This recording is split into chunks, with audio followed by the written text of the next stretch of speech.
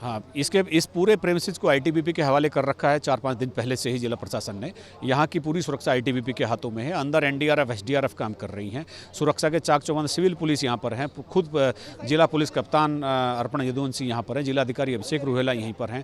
बड़े अधिकारी आए उत्तराखंड के जो सचिव हैं, नोडल अफसर हैं, वो यहाँ पर हैं। पूरी सिक्योरिटी के इंतजाम किए गए हैं, बैरियर लगाए गए हैं, रूट लगा दिया गया है, किसी तरह की कोई दिक्कत नहीं होने पाए। और पूरी एस्कॉर्ट के साथ सारी एम्बुलेंस जो है उस हॉस्पिटल तक जाएंगी, पुलिस पायलट करेगी और वहाँ तक उनको सुरक्षित तरीके से ले जाएगी। वो सारे इंतजाम निकल के पूरे कर लिए गए हैं। अब इनके पास केवल श्रमिकों के बाहर निकलने का इंतजार हो रहा है। बिल्कुल, देखिए ये बहुत ही महत्वपूर्ण हो जाता है कि जब पूरी केंद्र सरकार, राज्य सरकार, जितने भी संसाधन हैं, मानव संसाधन और तमाम मशीनरीज यहाँ पर इकट्ठा हैं।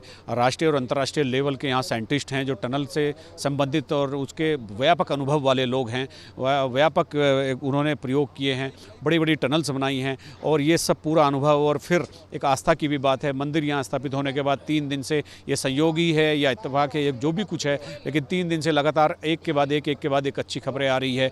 तो यहाँ जितने लोग लगे हुए उनका बड़ा कंट्रीब्यूशन है और ये वाकई एक इतनी बड़ी घटना है कि टनल के फ्यूचर के लिए, टनल की जो दुनिया है उनके फ्यूचर के लिए एक अलग से एक इबारत लिखी जाएगी, अलग से अध्ययन होंगे, इस तरह की घटनाएं ना हो इसके लिए पूरे अनुसंधान होंगे। और ये बात भी यहाँ पर मौजूद है कि जिस तरह की घटना यहाँ पर हुई है वो उस तरह की घटना टनल में किसी तरह की कहीं अभी तक नहीं देखी गई है। ये एक बहुत बिल्कुल अलग तरह की घटना है जिसके लिए 11 दिन लग गए हैं और अभी भी जो इनका रेस्क्यू ऑपरेशन है वो अपने आखिरी चरण में है। बिल्कुल, देखिए जो बोखनाग हैं वो यहाँ के क्षेत्रपाल हैं, यहाँ के क्षेत्र रक्षक भी हैं। उनको यहाँ के स्थानीय लोग जो हैं वो अपना एक देवता के, एक भगवान के तौर पर उनकी पूजा अर्चना करते हैं। उनके मंदिर को लेकर के यहाँ काफ़ी दिनों से एक मांग चली आ रही थी ग्रामीणों की। पहले भी इस सुरंग में बहुत सारी घटनाएं होती रही हैं जो बाहर नहीं आ सकी, लेकिन कई घटनाएं बाहर भी आई हैं। तो लोगों की मांग थी कि यहाँ पर एक मंदिर की स्थापना की जाए।